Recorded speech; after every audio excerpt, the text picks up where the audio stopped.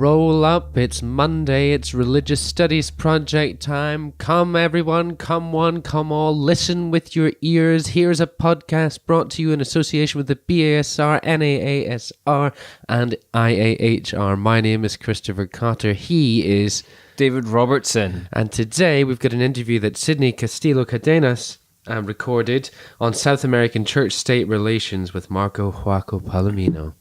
Take it away, Sydney. Professor Marco Huaco is a lawyer from Universidad Nacional Mayor de San Marcos and Master in Science of Religion from the same university. He is also Master in Human Rights from the University of Strasbourg and has a Diploma of Economic, Social and Cultural Rights from the College Université Henri Dunant. He is currently cursing his doctoral studies in Université Paris 1, Pantheon-Sorbonne and Universidad de Sevilla. Welcome, Professor Huaco, to the Religious Studies project. Thank you, Sid. It's a pleasure. Well, now we are here to learn about law of religion, as you call it, right? And one of the first questions that I would like to ask you is, in your research, you often speak about the derecho de la religión, or law of religion, as part of a subfield in the study of law. Could you please elaborate this proposal of yours? And also, how laicidad, in Spanish, or secularity, can be understood from this academic perspective? Yeah.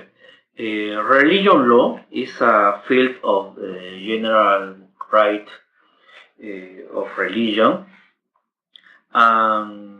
Religion law is a more general term that implies that this branch of law is about the individual and collective religious facts. But the more traditional term of ecclesiastical law of a state is a term that implies that the only concern of the state is the collective religious factor.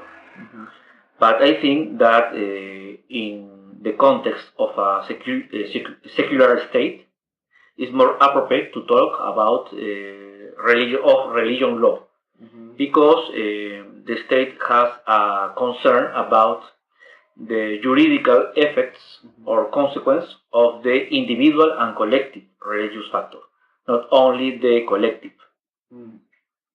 Yes. And now, regarding this part of religion law or law of religion, one of the things that I would also like to ask you is, you have done comparative research about the constituent processes in 3 countries of South America, right? And further explore the church-state relations of other countries of the region. What kind of measure did you use to speak about degrees of secularity?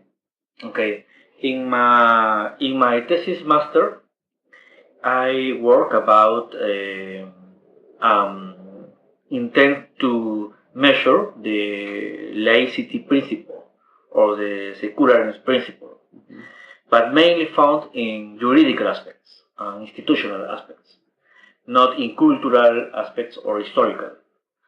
Because I think that if one has to measure the quantity of secularism in a state, one has to consider or regard several aspects, not only juridical or institutional. But in my thesis master, I work only the 2 factors mentioned, the juridical and institutional. I work founding my thesis in the existence or not of concordance, international treaties between the Holy See and the states, constitutional mentions of religion or certain religious groups in the Constitution, the mention of God in the preamble of the constitutions, the existence of the religious education in the public education, or the sexual education in public education, in public schools. Also, the juridical status of the main religious group in the country, comparing it with the status of the religious minorities in the country. For example, in Peru we have the Catholic Church as a majority religion, and we have Concordat, a international treaty between the Holy See and the state of Peru.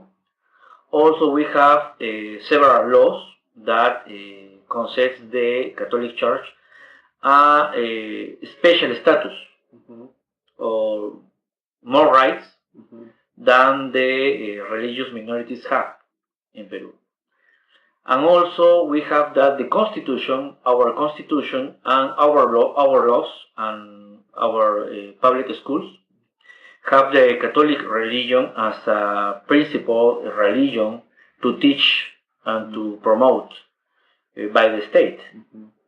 So we have a secular state in Peru is the question.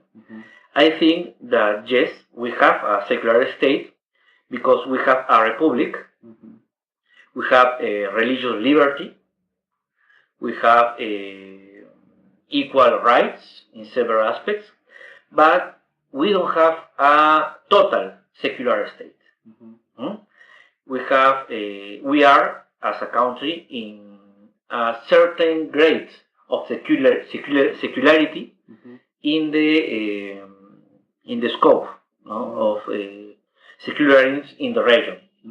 So in my thesis, I did a chart comparing the several states, secular states of our region: Argentina, Peru, Colombia, Chile, Ecuador, Bolivia, Mexico, and Uruguay, and also Spain, because his historical and cultural influence in our region for historical reasons.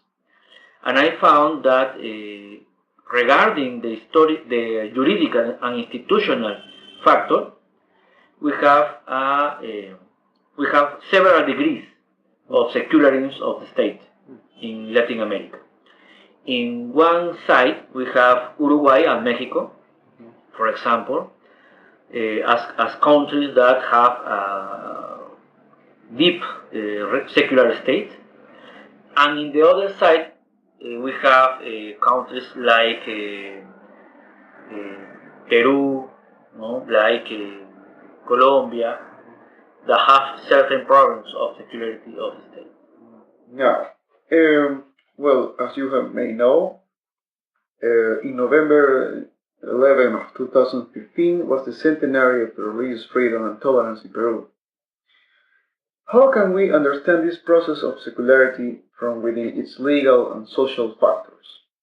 The introduction of religious liberty in Peru was a very hard historical process.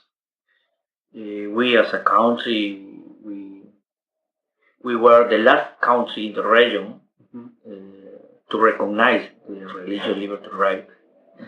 As usual in several fields of the human rights, unfortunately. The recognition of the religious liberty at the Constitution of Peru was the result of a fight of several political groups, as the Protestants in that time. They joined the liberal and Frankmasons groups, free thinkers associations, and they conform a front of religious liberty right concerns composed by Protestants, liberals, Frankmasons, and free thinkers. It was very unusual because today you can't find that kind of association in Peru, but it reflects the moment, the historical moment of Peru in that epoch. So Peru has walked through two historical etaps, very clear. The one is the confessional characterized by link between religious and politics and the church and state in Peru.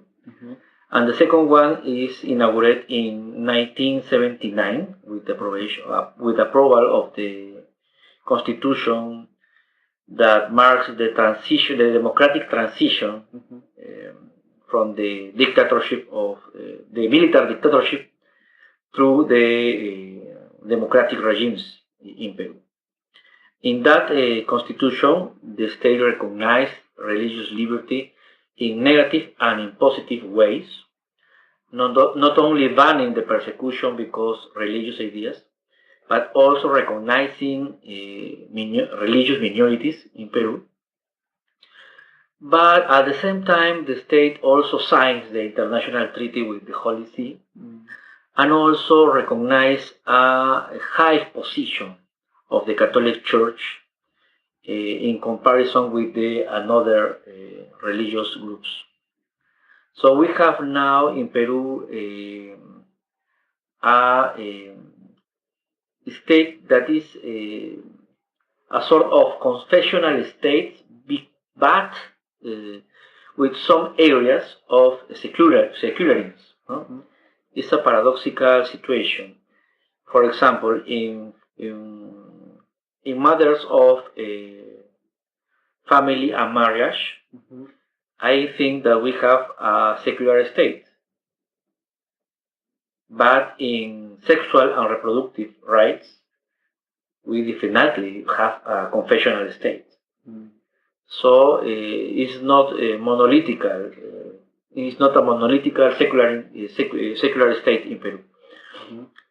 But also in family and marriage matters, we don't recognize yet the homosexual marriage or the marriage between persons of the same sex, same-sex marriage. But we recognize the divorce and the secular marriage, which is an institution typical of the secular state. So we have, I think that we are in a transition to a more deeply secular state. And these efforts to make the transition are depending on which or whom. Okay, it's a difficult question because in fact the secular principle or the laicity principle is not a principle that is acquired or regarded as a main principle of the democratic state or our democratic society in Peru. Unfortunately, the Catholic population in Peru not only is Catholic, but is also authoritarian in several matters, also mainly in moral and religious matters. So our population is mainly Catholic and also authoritarian. It's not as the population in Mexico or Uruguay. That both countries have a strong Catholic population, but at the same time they are secular. It's interesting. And also as Ecuador, a country which has a liberal and secular tradition, political tradition, very strong in that country, because the legacy of the Alfaro, the General Alfaro, Eloy Alfaro, who developed a battle against the Catholic Church in Ecuador, similar to the historical experience of Mexico and Uruguay. That three countries has a Catholic majority, but this majority believe in the secular state. That is very different in Peru. So I think that we have to affront cultural transformation at first stance, and also we can affront political and juridical transformations that could lead to a more secular state in Peru. Great. Excellent. Now, you have been mentioned this in the past couple of questions, but we are going to focus a bit more on this matter. Since 1980, the state of Peru, as you have mentioned, and the Holy See have established the Concordat, special type of agreement that allows the Catholic Church to have many privileges in tributary, institutional, and legal matters, among others. How this particular agreement have a direct incidence in civil society when arguing about sexual and reproductive rights, for instance? Mm-hmm. The consequence of the existence of this treaty, international treaty between the Holy See and the Peruvian state, is mainly political, not only juridical. Mm-hmm. In the field of the juridical consequence, the Catholic Church has a special place in the country, a place which has several privileges. Mm-hmm. One could say that is the breach of the equal principle in the Constitution. But in the political field, the existence of this concord has more consequence because the political society thinks that that we have an official Catholic state, Mm-hmm. which is anachronical because our Constitution does not recognize that kind of institution in Peru. Mm-hmm. No more. So our political class, society, thinks that because the existence of the international treaty between Peru and the Holy See, so the Catholic religion Mm-hmm. has a high level or high character Mm-hmm. for above the human rights of lesbian, gay, transsexual people. Mm-hmm. Also above the women rights. Mm-hmm. So it's a problem because the Concordat, in the fact, guarantees an unequal situation and unequal recognition of rights between the Peruvians. Mm. And this, for example, have been,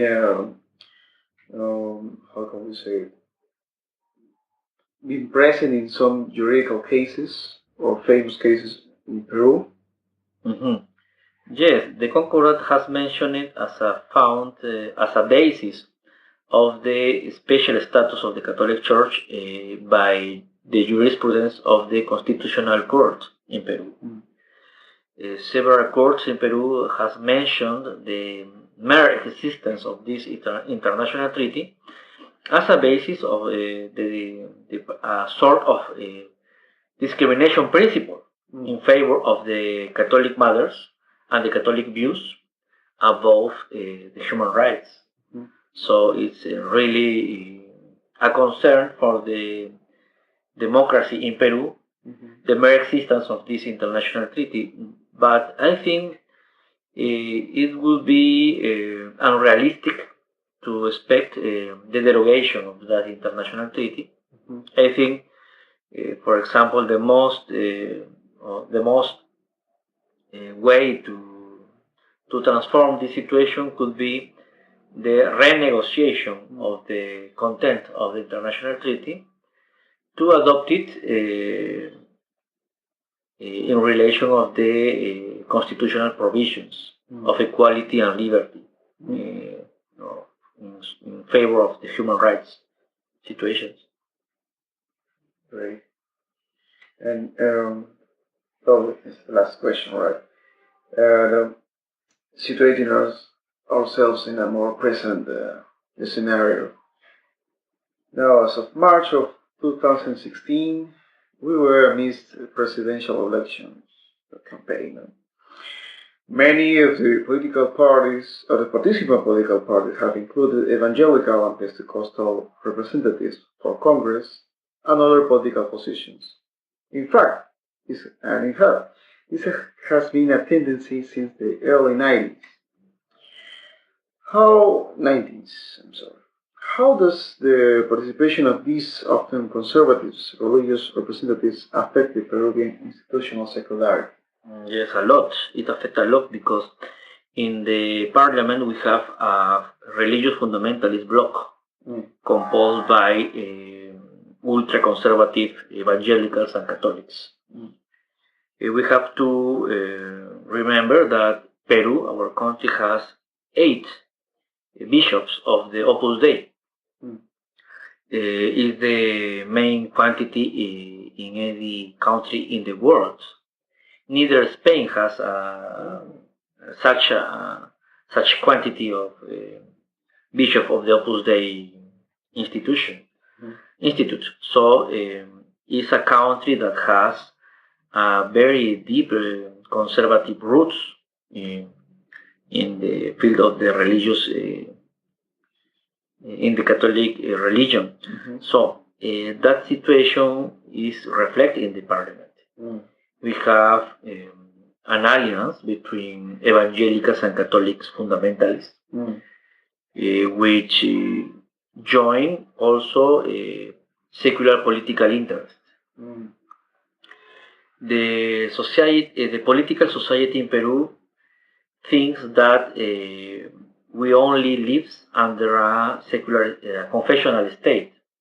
So they are really persuaded that our religious society, composed by a Catholic majority, has a mandate, an imperative mandate that their politicals have to respect the Catholic religion. So they think that they have the religious mission, mainly the fundamentalists who came from the evangelical sides. They think that they have the religious mission to convert the secular Peruvian state into a confessional one. They say Peru for Christ, or Peru for Jesus Christ. That means that all political institutions in Peru have to be found in the Bible. No? Of course, in a comprehension of the Bible that they have. So is the same purpose of the Catholic ultra-conservative forces in Peru, mainly the Sodalicio de Vida Cristiana and the Opus Dei Institute. They have an increasing influence in the Peruvian politics, despite the secular institutions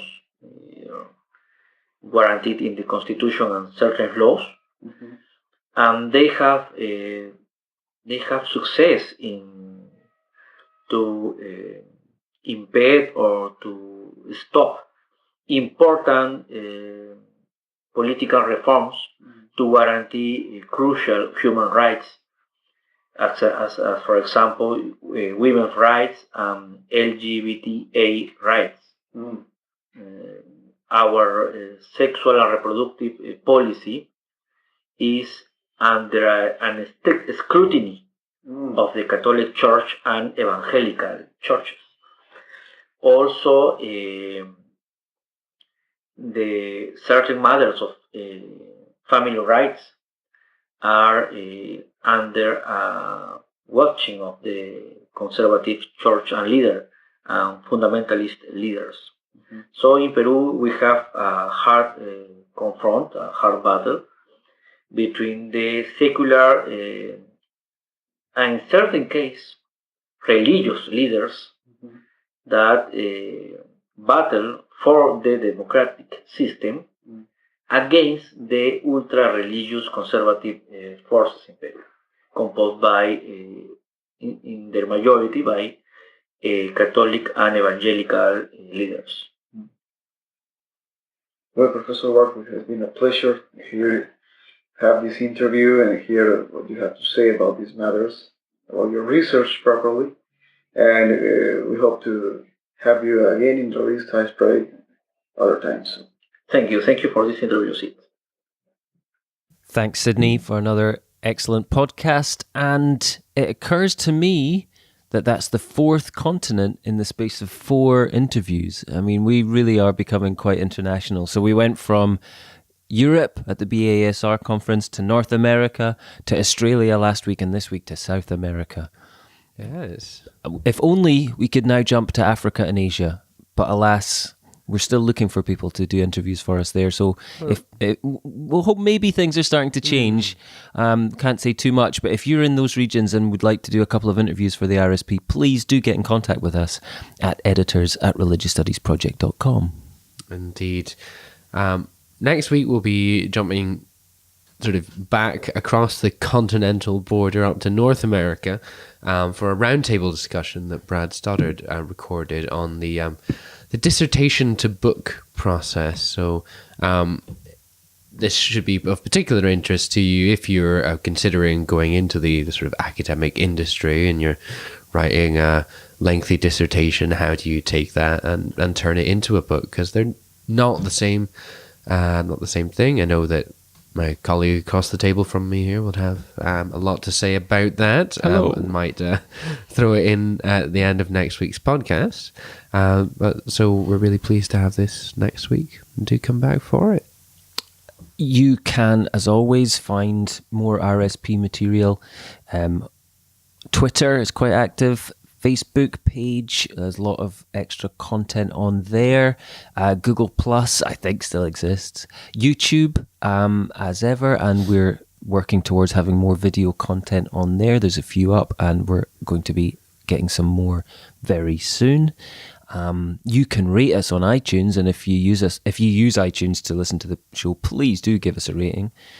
Don't forget about our Amazon affiliate links .com.co.uk and .ca, and don't forget to come back on Thursday for the response to this episode. Thanks for listening.